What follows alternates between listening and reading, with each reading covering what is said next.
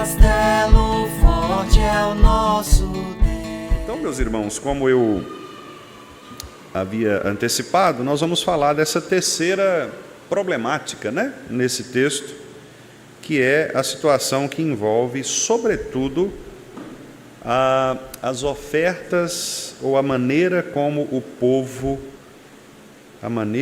povo oferece a oferta de culto ao Senhor.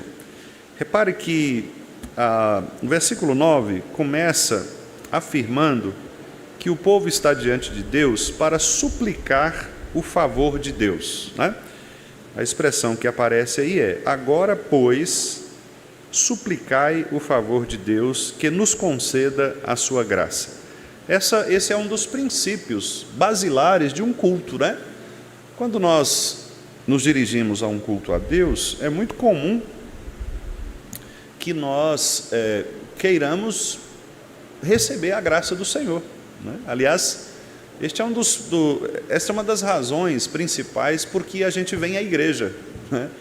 A gente vem à igreja para suplicar a graça de Cristo sobre nós, não é? Nós fazemos isso durante o culto, inclusive, de maneira formal até, quando nós dirigimos as nossas orações de intercessão pelos irmãos, quando nós suplicamos o perdão de Deus pelos nossos pecados, né? Os irmãos que vêm aqui à frente oram a Deus suplicando perdão ou intercedendo pelos enfermos. Isso nós fazemos no culto, que é suplicar a graça do Senhor ou suplicar o favor do Senhor. A palavra favor aqui significa que o Novo Testamento geralmente chama de beneplácito, ou mesmo a benignidade, né, que é uma característica de Deus de fazer a vontade dele, ou a característica de Deus de ser bondoso para com as pessoas. E quando o profeta coloca esta palavra aqui, suplicai o favor de Deus, o profeta quer dar ênfase de que, de fato, esta é uma perfeição divina, este é um atributo de Deus, que é conceder favor, né? Deus é aquele que é benigno em seu ser. Então, por ele ser benigno, Deus não pode, pela sua própria natureza, fechar a sua mão para conceder favor àqueles que humildemente se achegam a Ele. O grande problema é que, por vezes, como diz o profeta Isaías, né, os irmãos sabem de qual é esse texto, são as nossas iniquidades, os nossos pecados que fazem separação entre nós e o nosso Deus. E o profeta Isaías, inclusive, diz: olha, será que o Senhor está com as mãos ressecadas, né, ou as mãos enrijecidas, que não possa estendê-las? Será que o Senhor está com os ouvidos surdos, de modo que não possa ouvir, né? E o profeta diz: não, ele está pronto para oferecer as suas mãos, para ouvir as orações. O grande problema é que os nossos pecados nos afastam deste favor divino. Então aqui o profeta começa dizendo: olha, eu sei que vocês vêm em direção ao culto para suplicar o favor de Deus, e isso é positivo, isso é positivo. A crítica aqui do profeta não é quanto ao fato de as pessoas suplicarem o favor. O que mostra que as nossas orações, elas têm muito valor no culto a Deus, né? As nossas orações, as orações que fazemos durante o culto, o quanto elas são importantes, e não apenas as orações no sentido formal, né, da vinda de alguém aqui para orar, mas o nosso espírito de oração enquanto nós estamos no culto. Porque, muito embora alguns irmãos talvez não se desloquem para orar, e outros irmãos estão aí durante o culto orando ao Senhor, pedindo por alguma situação pessoal, orando pela própria igreja, né? Orando pelo pastor que vai pregar, orando por um irmão que está ao lado ali, que talvez comentou alguma situação, e ele em espírito de oração, né? Então, orar ao Senhor durante o culto a Deus é uma parte fundamental da nossa expressão cultica. Lembrando que as orações, elas não são apenas orações faladas de uma maneira como uma... deixa-me achar a palavra. Bom, acho que eu vou refazer a frase, fica mais fácil. As orações, elas podem ser de outros tipos, né? Por exemplo, quando nós cantamos um cântico ou um hino, que é uma oração, não é? Quando nós cantamos, por exemplo, deixe-me lembrar aqui, aliás, nós cantamos hoje, brilha no meio do teu viver, brilha, não é? Quer dizer, é uma oração, é um pedido, que pode ser uma súplica, pode ser um clamor, não é? E aí depois a gente pode até ver um pouco disso, como que as orações elas eram chamadas na Bíblia, cada uma tinha uma intensidade, né, em um formato. Quando a gente canta, dá-me um coração igual ao teu, por exemplo, nós estamos fazendo orações, não é? E daí, de novo, a gente fala aquela questão da importância do grupo musical, né, de conduzir esses cânticos, que são orações, como orações. Então, por exemplo, este que eu citei, né, dá-me um coração igual ao teu, é uma oração. Então, se é uma oração, nós devemos cantar como oração propriamente, como alguém que vem aqui e faz uma oração, ou seja, com esse espírito mesmo de devoção, de piedade, de entrega a Deus, não é?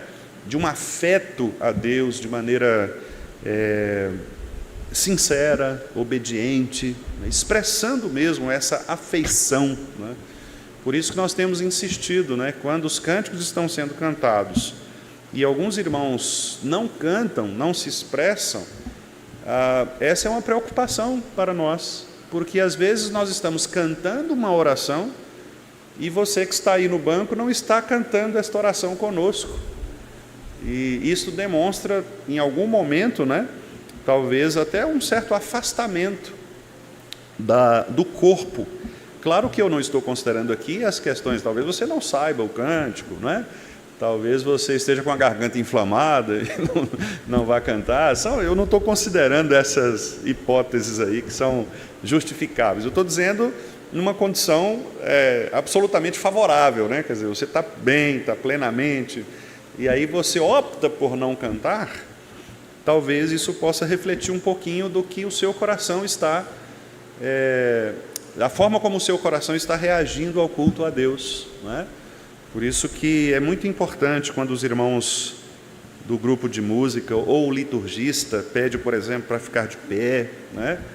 E você cantar, quer dizer, tudo isso faz parte de uma coletividade e é importante que nós respondamos a essa coletividade, porque nós estamos juntamente como povo de Deus suplicando o favor de Deus que nos conceda a sua graça, né? Então o texto começa mostrando uma das razões de o culto existir. Lá no início nós vimos que uma das razões do culto existir é o amor de Deus por nós. Então, quando você sai da sua casa, você deve sair dizendo o seguinte: olha, eu vou ao culto, eu vou prestar o culto a Deus, porque eu quero agradecer a Deus pelo grande amor com que Ele me amou. Eu estava morto nos meus pecados, eu tinha tudo para ser lançado no inferno, e Ele me escolheu antes da fundação do mundo, sem eu nada ter feito, e por isso eu quero ir à igreja, juntamente com os meus irmãos, com a minha família, eu quero agradecer a Deus por esse grande amor com que Ele me amou.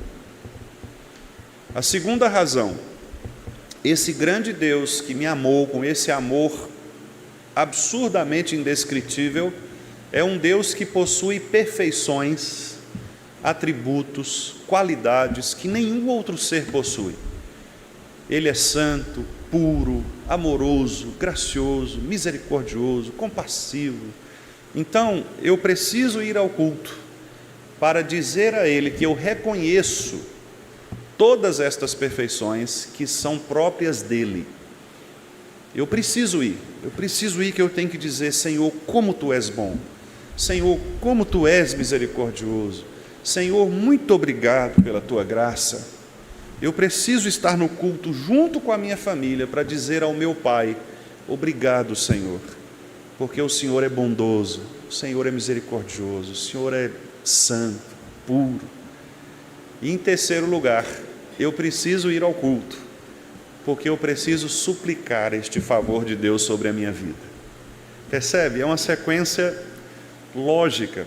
Você sai da sua casa com o coração inflamado pelo amor de Deus, vem ao culto para agradecer a Deus pelas suas perfeições e agora também para suplicar a Ele o favor sobre a sua vida. Esse Deus que é soberano, um outro cântico que nós cantamos, né?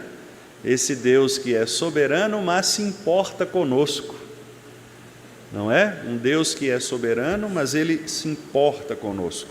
Ele quer se relacionar conosco. Então, eu quero suplicar o favor desse Deus. Eu não quero que Ele se ire contra mim. Eu não quero que Ele se afaste de mim por causa dos meus pecados. Eu não quero que Ele feche as portas para mim. Pelo contrário, eu quero entrar na presença dEle. Eu não quero chegar no culto e ter a porta batida na minha cara. Eu quero ter um livre acesso. Eu quero poder chegar ao culto e conversar com o meu Pai. Conversar com o nosso Pai. Nós estamos juntos aqui para falar com Ele. Então, nós estamos exatamente nessa terceira fase deste texto. Mas veja, como todas as outras duas vezes anteriores, né?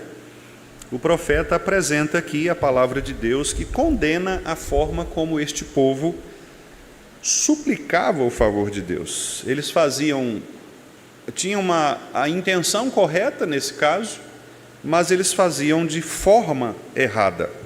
O que mostra que a sinceridade nem sempre ela é totalmente recebida por Deus. Às vezes você tem uma motivação correta, mas você faz do jeito errado, né?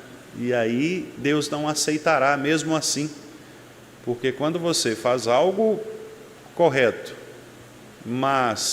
ou melhor, quando você faz algo com a motivação correta, mas da forma errada, Deus também não aceitará. Ele quer que nós façamos de maneira sincera, ou seja, com a nossa motivação correta e da forma correta.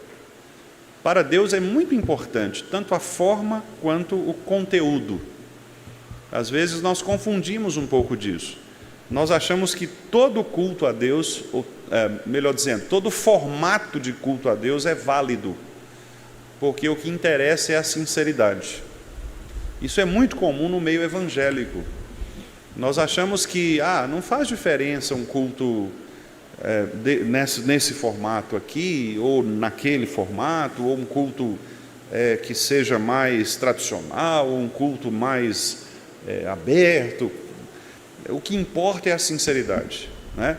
E esse argumento, irmãos, não é um argumento correto, biblicamente falando, porque Deus não aceita apenas a nossa sinceridade, Ele quer uma sinceridade obediente. O exemplo mais claro que eu entendo na Bíblia é o exemplo de Uzá.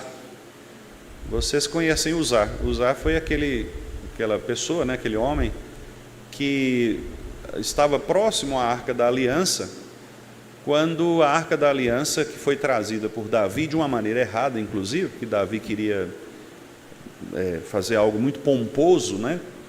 E Deus havia dito como que a arca deveria ser transportada. A arca deveria ser transportada com as mãos, deveria se colocar uma vara, né, passando entre as argolas. A arca era pequenininha, né, era 1 metro assim. Então tinha 4 argolas, 2 delas de cada lado, e deveria se passar uma vara sem tocar na arca. Você pegar uma vara e passar a vara pelos 2 anéis, né, de um lado e de outro. E 4 pessoas levariam, então uma de cada lado, segurando aqui, lá, cá, né? Era assim que a arca deveria ser transportada, sem tocar nela. Era a forma que Deus estabeleceu, e assim deveria ser. Davi quis inovar. Davi quis fazer um culto diferente, inclusive até bonito, pomposo, não é? E ele falou, não, esse negócio de carregar na mão já está ultrapassado, vamos colocar a arca num carro, né? Aí os carros naquela época eram bois, né? Geralmente bois bastante vigorosos, bonitos, né? Vamos colocar num carro e tal, colocar a arca sobre o carro. E aí eles fizeram toda a cerimônia, foi bem cerimonialista, bem tradicional, né? Inclusive, bem cerimonialista. e Davi queria dar uma entrada triunfal para a arca, né?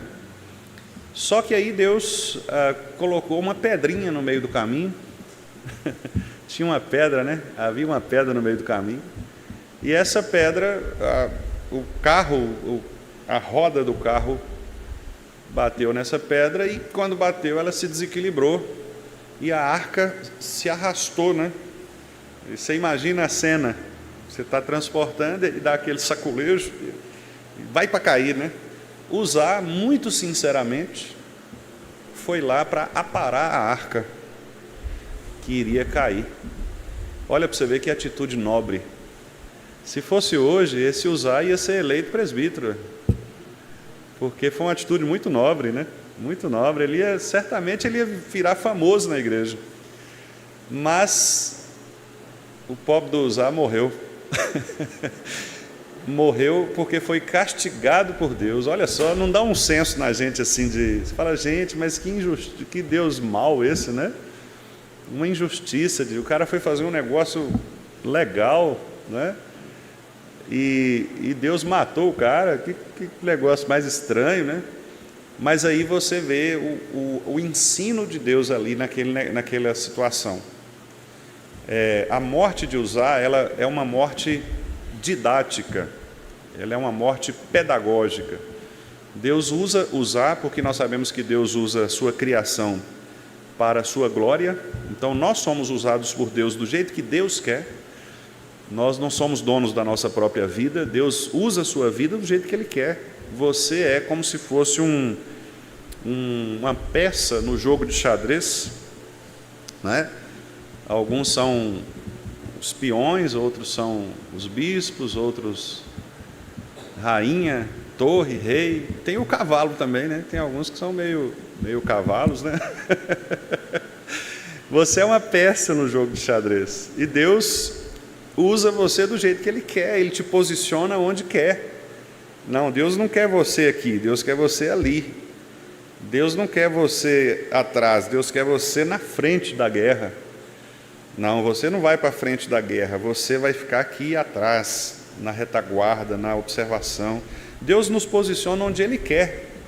A Bíblia que diz isso, né? Deus endureceu o coração de Faraó para que Faraó pudesse manifestar a glória dele, né? Deus faz o que quer com as peças que Ele tem nas suas mãos, porque Ele é dono das peças, Ele criou as peças, Ele criou o tabuleiro, que é o próprio universo. Então nós estamos aqui jogando o jogo de Deus, né? Proposto por Deus, e Ele está estruturando cada um de nós para cumprir a vontade dEle, como as Escrituras nos dizem. Então Uzá, ele foi usado por Deus para um ensino, uma pedagogia. Ele foi muito didático. Deus queria mostrar para Davi, especialmente, que tinha inventado a história, né? Juntamente, claro que Davi não fez isso sozinho, muito provavelmente ele consultou alguma liderança espiritual, algum sacerdote, algo ali, isso era comum, né? Então ele cria uma situação diferente, progressista ali, uma situação inovadora, vamos fazer diferente, e Deus usa Uzá para mostrar a Davi que ele não deveria ter inventado ou ido além daquilo que Deus havia prescrito claramente na lei. Não ultrapasse o limite daquilo que Deus determinou. Lembra-se lá de Apocalipse? Maldito aquele que acrescentar ou aquele que retirar qualquer uma das palavras deste livro. Então, a ideia de Deus é: faça exatamente do jeito que eu mandei fazer. Se vocês não fizerem, consequências vão acontecer. E a morte de Uzá, portanto, foi didática para mostrar que o modo como Davi tinha transportado a arca não era o modo como Deus havia ordenado o transporte. E isso ficou muito claro para o povo de Israel, muito claro. Tão claro que Davi corrigiu a sua pataquada e fez de maneira correta. Deus ensina, irmãos, pela disciplina. Então, muitos cultos que nós oferecemos a Deus, eles podem ser maneiras de Deus exatamente mostrar onde é que nós estamos desobedecendo a Ele. E às vezes eu penso muito sobre algumas questões eclesiásticas, né, como por exemplo, crescimento de igreja. Eu vejo algumas igrejas, e claro, eu não quero com isso fazer nenhum tipo de julgamento, né, precipitado, eu seria leviano nisso, estaria pecando, mas às vezes algumas igrejas, elas nunca crescem, nunca se desenvolvem, né? E quando eu falo crescimento aqui, não apenas o crescimento numérico, que faz parte, mas também o crescimento espiritual mesmo, o crescimento do conhecimento bíblico. Algumas igrejas, elas ficam muitos anos da mesma forma, às vezes as mesmas pessoas, às vezes os mesmos problemas, os mesmos pecados. Os irmãos aqui muito provavelmente podem se lembrar, né, de situações assim, porque não é uma coisa, infelizmente não é uma coisa incomum. Você às vezes tem igrejas pequenas que ficam pequenas para sempre, e que são igrejas que têm os mesmos problemas relacionados a famílias, a situações de pecados que estão ali enterrados e nunca são tratados, a disciplina nunca é aplicada como a Escritura ordena, e essas igrejas não crescem.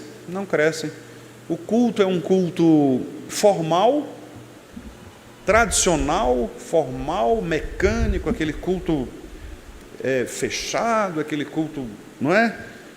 Que parece, a gente fala, olha, o culto presbiteriano, mas a igreja não cresce, a igreja não prospera, não há você não percebe um afeto por Deus, uma piedade no meio do povo.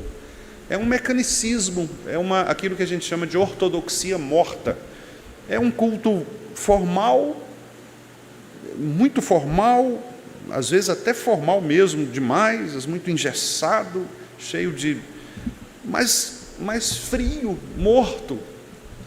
Então eu estou falando aqui de uma situação, porque se eu falasse, né, de um culto renovado, aí, um culto neopentecostal, talvez os irmãos falem, ele está falando isso porque ele não é dessa linha. Mas eu estou falando de coisas que talvez visivelmente sejam agradáveis para nós. Mas você vê aquilo sendo oferecido de maneira morta. Um culto frio, um culto chato, muito parecido com as missas, né? Aquele culto sem vigor, sem expressão de alegria, de piedade, os cânticos arrastados, né? Canta os cânticos arrastados. Se você cantar um cântico, você quase dorme no canto. Dormir na pregação já é tranquilo, né? A gente sabe que isso acontece. Mas dormir na hora que está cantando, aí é o fim da picada, né?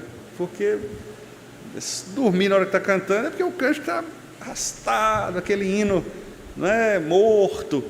Irmãos, isso é muito triste, porque a pergunta que a gente faz é a seguinte: bom, Deus não criou a sua igreja para que ela seja assim. Desde o início, lá em Abraão, quando Deus chama Abraão, a ideia é que o povo de Deus pudesse ser modelo, inclusive de culto mesmo, para as pessoas. Os povos estrangeiros deveriam perceber a grandeza do nome de Deus e com isso adorarem a Deus por causa da alegria do povo de Israel. Por isso que quando você olha o Antigo Testamento, você vê que no Antigo Testamento as pessoas, o culto de Israel, né, a maneira como Israel expressava o seu louvor a Deus, era uma maneira diferente, pelos instrumentos, pelas danças, que eram muito comuns naquela época, né? As danças, os instrumentos, vários tipos de instrumentos. O coral de Israel, né, deveria ser uma coisa linda, né? Porque havia uma multiplicidade de instrumentos, os símbolos, que eram aqueles pratos, né, que são usados geralmente em fanfarras, em bandas, né? Os pratos se chocando. Aliás, o Asaf era líder desse coro, né?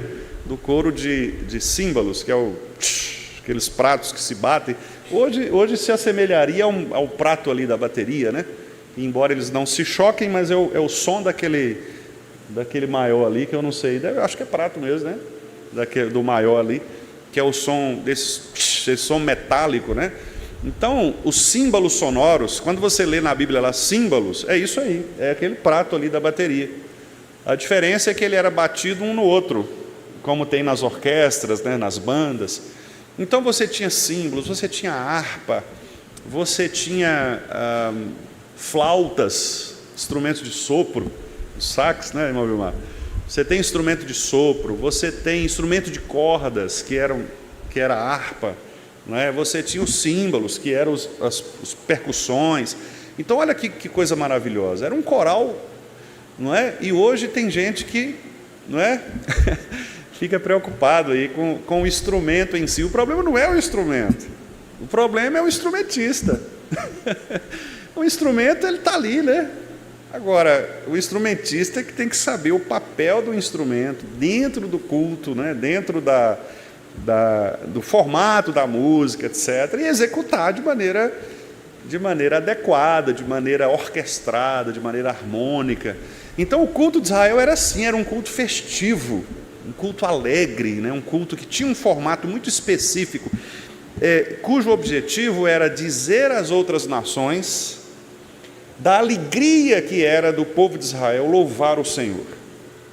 Por isso que quando a gente entra numa igreja presbiteriana, a gente fica assim, não sei se os irmãos já passaram por isso, eu já passei por isso e ainda passo, porque você fica naquela, né?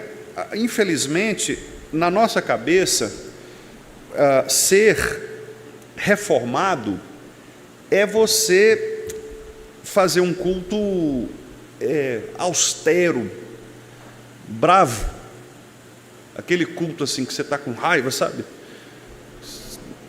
Que você não pode fazer nada, você tem que ficar, se você mexer, é pentecostal, não é?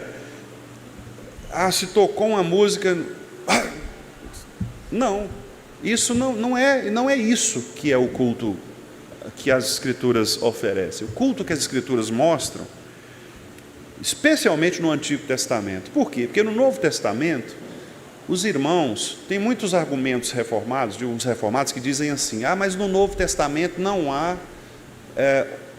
uma ordem de Deus com relação ao formato de culto. Não tem mesmo não, porque as pessoas no Novo Testamento adoravam escondidas. Qual era o contexto do Novo Testamento? Contexto de perseguição. Se você está sendo perseguido, você vai fazer uma banda lá no meio da praça? Como o povo de Israel fazia? O povo de Israel fazia na praça, no meio da cidade. Todo mundo dançando, que negócio. Como é que você vai fazer isso sendo perseguido? Então a igreja perseguida, podia até tocar algum instrumento, mas era bem baixinho. Toca baixo. Porque senão o soldado romano passava, ouvia e prendia. Ou alguém ia lá e denunciava. Por isso que você não vê no Novo Testamento uma expressão cultica, eu vou usar um termo aqui, né? Barulhenta. Você não vê. É tudo muito de baixo, escondido, nas casas. Então os instrumentos no Novo Testamento, eles não aparecem. Não aparecem. Você não tem menções dos instrumentos do Antigo no Novo. E aí o que alguns intérpretes falam? Está vendo? Então o culto do Novo Testamento é um culto que tem que tirar todos os instrumentos. Porque, mas se for assim, então beleza, então nós vamos tirar tudo, mas vamos reunir também num buraco, num lugar escondido. Vamos arrumar um lugar, uma igreja, para ninguém ver a gente. Se você cumpre uma coisa, você tem que cumprir outra, concorda comigo? Se você tem um argumento, se um argumento vale, tem que valer para tudo. Então, irmãos, eu estou falando tudo isso aqui para mostrar o seguinte: o culto a Deus deve ser um culto alegre. Culto alegre não significa que você vai plantar bananeira, não significa que você vai ter dança aqui na frente, não significa que você vai soltar balão na virada do ano, como tem uma igreja aí que faz isso, não é? No culto de virada do ano, solta balão, tem até aqueles, eu não sei o nome, aqueles negócios de tipo sinalizador, né? Tem uma igreja presbiteriana que faz isso. Não é isso.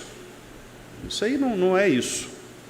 Você pode até fazer isso num acampamento, numa festa aí da igreja, pode fazer, mas isso não é culto. O que eu estou falando aqui é que o culto alegre a Deus é aquele culto que você vem com esse sentimento de cantar com alegria, sabe? Quando vai cantar aqui, você solta a sua voz com alegria. Ah, pastor, mas eu sou desafinado. Não tem problema não, o Espírito Santo, daqui até Deus, ele corrige as notas. Igual a oração, Paulo fala que a oração, a gente não sabe orar como convém, e é o Espírito que traduz nossa oração. Então a música do mesmo jeito. Pastor, eu sou desafinado demais, solta a voz, não tem problema não. Você vai, quem está do seu lado, vai fazer uma cara feia de vez em quando, mas não importa com isso não. Cante a Deus, cante com alegria. Os irmãos estão orando, ore junto. Isso, irmãos, é expressão de um culto coletivo, de uma família que se reúne. Quando a gente faz reunião de família, final de ano, aniversário, não é assim? Não é aquele bando de conversa, parecendo que soltaram as maritacas lá da Dona Geralda, lá os periquitinhos lá, né, Dona Geralda? Culto, é assim, família, todo mundo tá aquele negócio. O culto a Deus, irmãos, é assim também no que diz respeito à nossa coletividade. Eu estou aqui agora, se eu estou oferecendo o culto a Deus, não é mais o Wendel que está oferecendo o culto a Deus, é o povo. Eu sou parte da família, então eu tenho que estar junto com todo mundo, cantando, orando, lendo a Bíblia, prestando atenção no sermão, porque agora eu faço parte de uma coletividade, tá certo? Então eu estou fazendo toda essa introdução longa aqui, só para dizer aos irmãos que nós estamos presentes na igreja do Senhor para suplicar o favor do Senhor, e eu tenho certeza que quando você vai pedir alguma coisa a alguém, é uma coisa que você precisa muito, olha, você constrói todo um cenário. Você vai pedir um emprego, você vai todo arrumadinho, coloca a sua melhor roupa, você passa perfume, as meninas aí vão lá maquiar, faz o cabelo, não é? Porque você quer se apresentar como? De maneira agradável, de maneira... Eu não sei se os irmãos, alguns aqui são dessa época, porque eu sou, né? E eu completei 25 anos esse ano, então os que são mais velhos aqui, mais novos. Minha avó dizia assim, essa aqui é a roupa de ver Deus. Não tinha um negócio assim? Essa roupa aqui você não usa não, porque essa aqui é de ver Deus. Até hoje, né, Fernandinha lá em casa com a Aninha. Aninha, você vai quinta-feira com essa roupa, minha filha? Isso aí vai domingo. Quinta-feira você vai domingo. Por quê? Porque a gente tem essa noção mesmo de que domingo, o dia do Senhor, é o dia de você, não é? Bonitinho, arrumado. Se a gente pensa isso do ponto de vista físico, material, que dirá espiritual, meus irmãos? Que é muito mais importante do que a parte física, embora, obviamente, a parte física também é importante, porque revela o que nós cremos, né, sobre a beleza do próprio Deus. Então, um crente que anda desmazelado, sujo, com cabelo desgrenhado, está com algum problema em relação a Deus também, porque Deus é um Deus de beleza, um Deus de ordem, né? Um Deus de harmonia. Então é muito legal quando a gente vê os irmãos bonitinhos, né? Arrumados, cabelos bem feitos. Eu gosto tanto daquelas senhoras mais velhas que arrumam o cabelo todo bonitinho. A minha avó era assim, né? Minha avó, ela toda bonitinha, passava talco, Dona Lisete, tá? Às vezes ficava branco, assim, eu falava, vovó, está tudo branco, e ela ia lá e... né? Então, porque a beleza, o desejo de você chegar à igreja cheirosinho, bonitinho, arrumado, se é assim fisicamente, imagine espiritualmente. Como é que nós vamos chegar à igreja espiritualmente? Nós vamos chegar tudo desmazelado, tudo cheio de pecado, cheio de problema. Você vem para a igreja pior do que um livro de matemática, cheio de problema, não é? Todo bagunçado. Não, você deve vir para a igreja do mesmo modo como você se preocupa com a sua aparência física, arrumado também com a sua aparência espiritual, e aí mais do que a aparência, né? Com o seu status espiritual. Quem você é diante de Deus, quem você é diante da igreja, quem você é no corpo de Cristo. Então, esse movimento de vir para suplicar o favor de Deus, repare, ele implica todas estas maneiras de nós nos chegarmos ao Senhor. Veja o que o versículo 11 diz, irmãos. O versículo 11 é diriam alguns, né, um tapa de luva no rosto aí do povo de Israel, porque Deus diz assim, olha, desde o nascente do sol até ao poente, quer dizer, a expressão aqui quer dizer o seguinte, todo o tempo, né? A ideia aqui não é limitar o dia do que o sol nasce e se põe, a ideia aqui é dizer, em todo o tempo, não há um tempo, não há um momento, né, em que é grande entre as nações o meu nome. E nações na Bíblia representa sempre os povos que não são israelitas, são os não judeus. Quando o Antigo Testamento fala sobre nações, né, geralmente se refere aos outros povos que não são os israelitas. Existem algumas expressões hebraicas para isso, mas não é o caso aqui, né? Quando a Bíblia fala sobre povo, por exemplo, que é a expressão goim, a expressão povo, tem a expressão nação, não é? Raça, são várias palavras que são utilizadas, sobretudo no Antigo Testamento. Mas, só para resumir aqui, nações são aqueles outros povos que não são os israelitas. Se Deus está dizendo que até mesmo entre os não israelitas, o nome dele é reverenciado, veja que castigo para o povo de Deus. Eu sei que vocês já ouviram assim algumas pessoas dizerem, eu não vou na igreja não, porque para ser crente, igual aquela pessoa, ou igual aquela igreja lá, eu prefiro não ser. É mais ou menos isso. Eu sei que isso também serve para justificar o pecado daquela pessoa, sei disso, mas ao mesmo tempo, será que não é uma crítica também que nós deveríamos ouvir?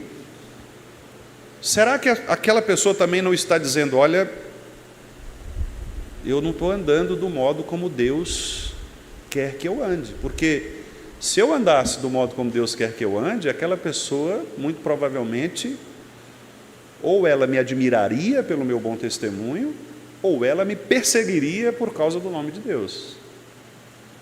Se ela está fazendo uma crítica, é porque talvez eu esteja me comportando pior do que aqueles que fazem parte do seu grupo, não é?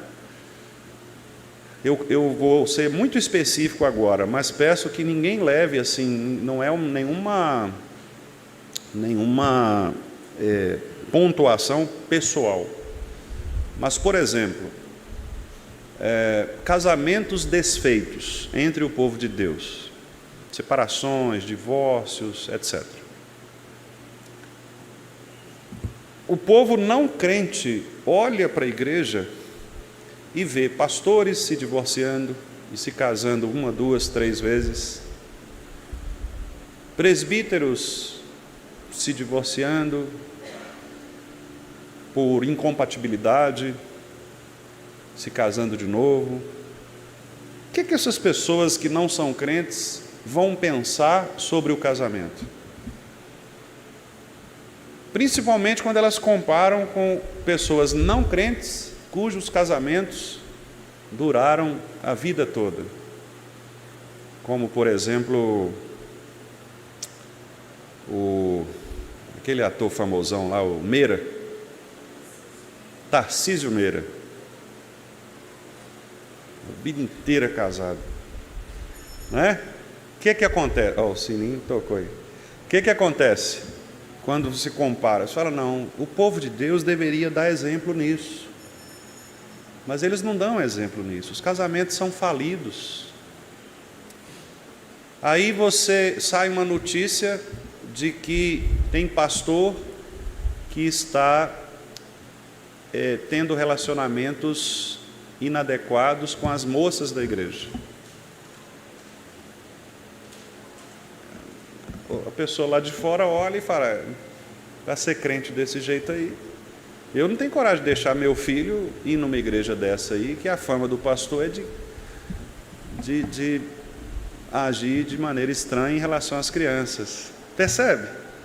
Olha a nossa responsabilidade, irmãos. Olha o quanto estas coisas pesam sobre nós. O quanto o nosso testemunho ele é importante. E às vezes algumas pessoas dizem: ah, mas eu não tenho nada, eu não tenho que prestar satisfação. Você precisa prestar satisfação, sim. A Deus, a sua liderança espiritual, são os seus pastores, os presbíteros da igreja, e as pessoas, porque você não é sozinho no mundo. Então, se você não quiser prestar satisfação, você tem que ir para um lugar e viver como os eremitas, né? Um ermitão. Vai para uma ilha dessa aí e vive sozinho, né? Mas se você viver em comunidade, você precisa sim dar bom testemunho. Sim, minha irmã. Pode falar.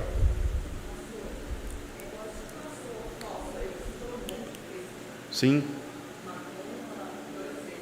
Uhum.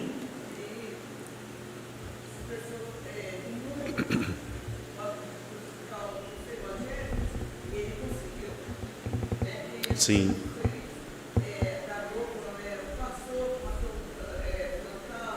Exato, exato. E nisso generaliza tudo, né? É.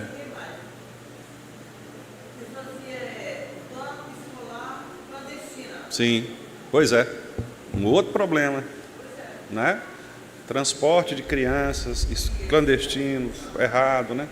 Então, quer dizer, esse tipo de testemunho, ele mancha a igreja de Cristo. E mesmo que a gente diga assim: ah, mas essas igrejas de esquina, igreja que não... Mas não interessa. A partir do momento que leva o nome de evangélico, ou leva o nome de pastor, isso mancha toda a comunidade evangélica, os bons, os ruins, os que não são, porque é um mau testemunho, não deixa de ser um mau testemunho, não é? Então, muito cuidado, irmãos, só para fazer essa notinha de rodapé, muito cuidado com o seu comportamento, né? Com o que você posta nas redes sociais. Talvez você tenha uma prática que, privadamente, ela não é necessariamente pecaminosa, mas a partir do momento que você publica isso, que você publiciza isso, né? Especialmente nas redes sociais, que é o canal em que todo mundo vê, isso pode ser um grande problema. Tem gente que desabafa nas redes sociais, né? Briga com a família, briga com a irmã, aí vai lá e os invejosos, não sei o quê. Uma pessoa não crente que vem e fala: mas fulano não é crente, gente, postando uns negócios assim, né? Então, muito cuidado, né, com o que você... Porque até você explicar que focinho de porco não é tomada, demora demais. E aí o estrago talvez seja muito grande, não é? Então, cuidado, porque algumas práticas, elas privadamente não são pecaminosas mesmo. Mas se você publica isso, aí você pode gerar dificuldades entre o povo de Deus, porque entra uma questão que Paulo diz lá em Coríntios, né? Que é você causar escândalo entre aqueles que são mais fracos, que não conseguem interpretar aquela situação que você está mostrando ali, e talvez entre os não crentes também, porque você pode fazer com que aquela pessoa que não é crente tenha uma impressão, uma compreensão equivocada a respeito daquilo que você mencionou, né? Postou, falou, etc. Bom, o problema aqui dessas pessoas era, eles estavam oferecendo a Deus ofertas, mas eram ofertas mentirosas, ofertas falsas, mal entregues. Lembra de Caim e Abel? O mesmo problema. Os dois foram oferecer ofertas. O problema da oferta de Caim é que foi uma oferta desprezível. Muito provavelmente, aquilo que o texto diz aqui, no versículo 12, versículo 12 aliás, 13, perdão, quando o povo diz, que canseira. Vocês já viram alguém pensar isso do culto? Que canseira, meu Deus do céu, tem que ir para a igreja de novo. Liga para a Nath e fala que eu não vou no louvor, não. Estou aguentando aquele negócio. Né? Estou cansado. Pastor, vou tirar umas férias da igreja, que eu estou cansado, pastor. Já trabalhei demais. Né? Que canseira é servir a Deus. E aí eles desprezam a Deus, diz o Senhor dos Exércitos. Como que eles desprezam? Fala aí, ó, oferecendo dilacerado, coxo e enfermo, que era exatamente o que a lei dizia para não fazer. A lei dizia que você tinha que oferecer o animal puro, sadio, né, sem doença, e um animal inteiro. Quer dizer, eles oferecem aqui o pedaço, quer dizer, dilacerado, significa que não é inteiro, coxo, o bicho pega esse aí que ninguém vai, né? Pastor vai almoçar no seu carro, pega esse frango ruim mesmo, que o pastor né? Pega qualquer um aí.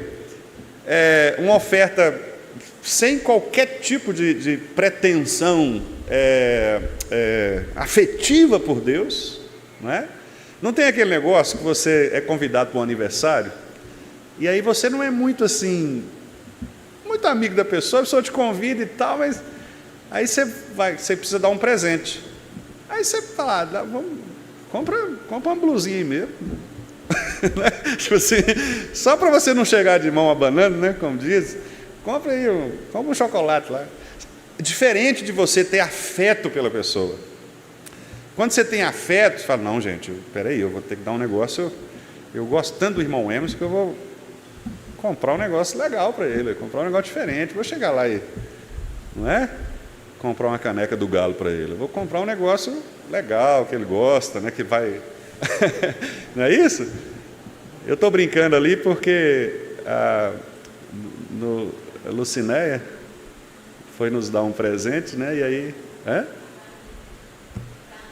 Para a Aninha, exatamente. Foi dar o presente para a Aninha e ela deu um presente do Galo, né?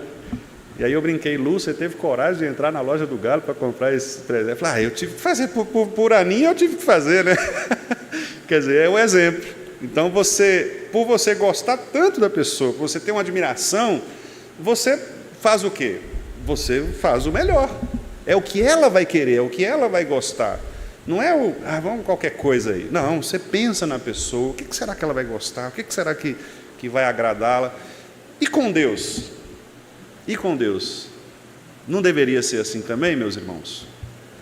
Se Deus é o nosso Pai, é o nosso Senhor, é aquele que nos salvou antes dos tempos eternos, é aquele cujo nome é maior do que todos os nomes, nós não deveríamos dizer, Senhor, o que tu queres? O que eu posso oferecer ao Senhor de maneira que o Senhor vai se agradar?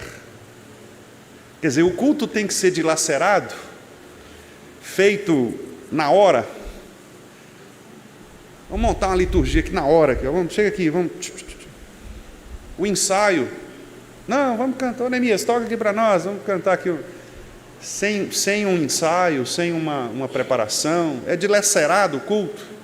O sermão do pastor é feito na hora, irmãos, Deus me revelou aqui agora, eu vou falar sobre tal coisa. É um culto enfermo, doente, um culto de pessoas que estão em pecado, que não se arrependem, que não estão nem aí para isso, que fazem e aprontam durante a semana e vêm domingo, como se fosse um processo de quarta-feira de cinzas, né? Vem só passar a cinza na testa para depois continuar vivendo o resto da semana com os mesmos pecados, os mesmos problemas, um culto enfermo, doente. As pessoas estão ali, mas estão doentes, não se interessam por Deus, né? Percebe? São metáforas importantíssimas, porque aí você começa a ver, eu estou indo suplicar o favor de Deus, mas aí eu chego lá todo desgrenhado. Eu vou pedir emprego, mas chego lá com a roupa rasgada, sujo, bafo. Vou falar com o cara, cai lá o entrevistador, cabelo todo... É assim. Se na vida normal nós não fazemos isso, por que fazemos espiritualmente no culto a Deus? Por que eu venho para o culto ajeitando as coisas em cima da hora? Pá, tudo chega atrasado, aquele negócio, correria e tal. Deus não vai aceitar, meus irmãos. Deus não vai aceitar. Ele está dizendo: aceitaria eu isso da vossa mão? Eu gosto muito dessa expressão aqui, né? Isso. Porque do mesmo jeito que que o povo despreza o culto, Deus agora despreza também o culto que eles estão oferecendo. Ele fala: é isso aí? Né? Quer dizer, é uma maneira de a gente dizer, desprezar, né? É isso que você está... Deus está desprezando também. E Deus despreza o nosso culto, quando nós chegamos diante dele com esse espírito cansado. Que coisa chata, que canseira esse culto, dilacerado, todo enfermo, cheio de pecado, sem a compreensão de quem Deus é. E Deus, irmãos, chama essas pessoas, no versículo 14, de enganadores. Eu acho que alguns termos na Bíblia, eles são tão fortes que a gente não consegue nem entender o que significa. O auto-engano talvez seja um dos pecados mais graves que a Bíblia nomeia. O auto-engano é você viver uma vida pensando estar bem quando você não está. E isso é muito comum entre as pessoas. Ela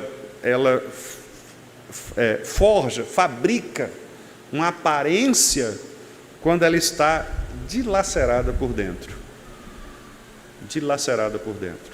A pessoa está doente, mas ela não aceita estar doente. Isso acontece inclusive no campo médico mesmo. Às vezes o médico dá determinado diagnóstico para a pessoa não aceita. Não aceita, não é? E com isso ela não faz o tratamento que tem que fazer, ela despreza os remédios, daqui a pouco morre, né? Agrava a situação, morre porque ela não seguiu as prescrições. Do campo espiritual é a mesma coisa, você acha que está bem. Eu estou bem, sou membro da igreja, ninguém me falou nada ainda, o pastor não chamou atenção, o presbítero nenhum falou comigo, então. E aí você vai levando a vida com os mesmos pecados, com os mesmos vícios, levando sua vida para o buraco, e está tudo bem. O culto a Deus, o pastor está ali, o importante é as pessoas estarem aqui, não se preocupa em corrigir os comportamentos errados, e deixa a vida me levar, como disse o pastor Domingos ontem, né? A teologia do Zeca Pagodinho, deixa a vida me levar, né? Quer dizer, vamos levando e tá bom. Não, irmãos, Deus não vai aceitar. Ele chama isso de enganador, porque a pessoa está se enganando. Ela acha que é crente, mas não é crente, certo? Ela acha que está enganando as pessoas, na verdade ela está se enganando. Ela está se enganando. Ela quer enganar a igreja, fingindo um comportamento, mas Deus está ali revelando. E Deus revela, irmãos, de muitas formas.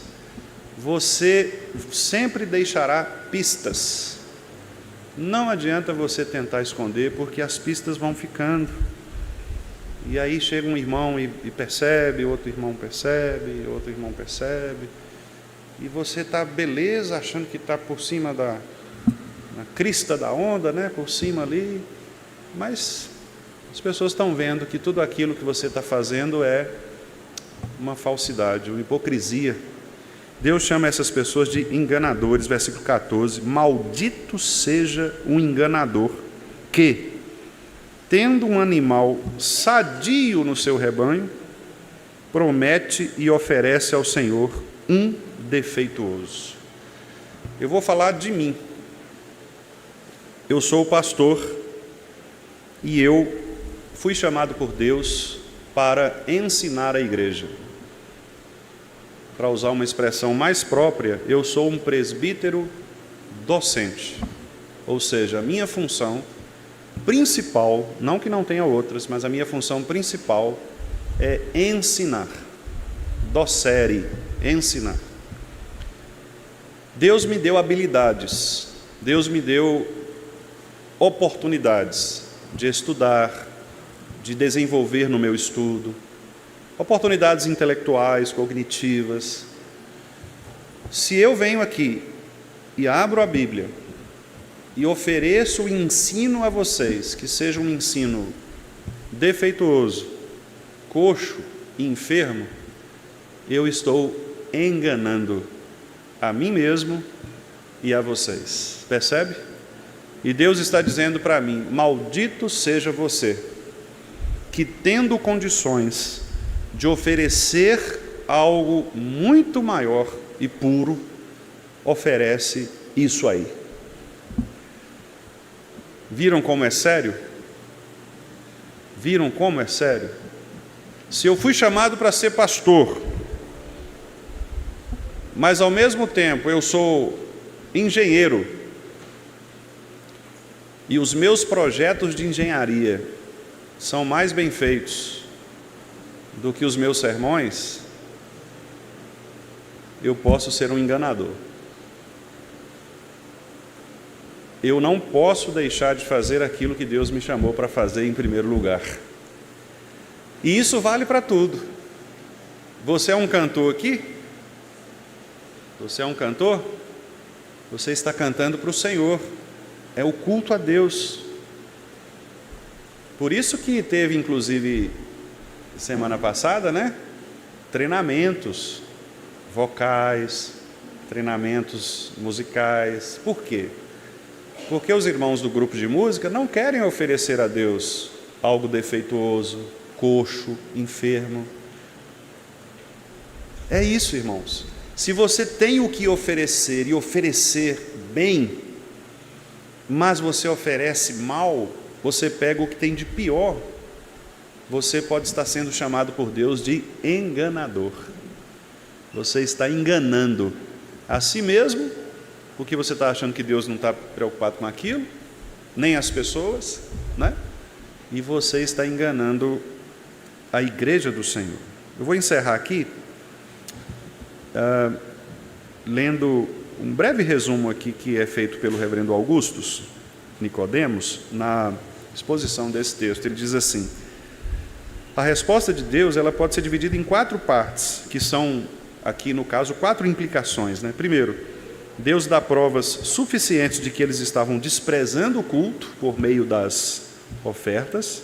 Segundo, Deus diz que não aceitava aquele tipo de culto, esse tipo de culto, e Deus volta a dizer que o culto que eles estavam oferecendo era uma profanação. E por último, quarto, Deus amaldiçoa o enganador, ou seja, aquele que pretende prestar culto a Deus, prometendo algo, mas que não o faz como deveria. Que Deus nos ajude, irmãos, que Deus nos dê graça, né, para que possamos oferecer sempre um culto a Deus que seja favorável àquilo que Ele requer de nós.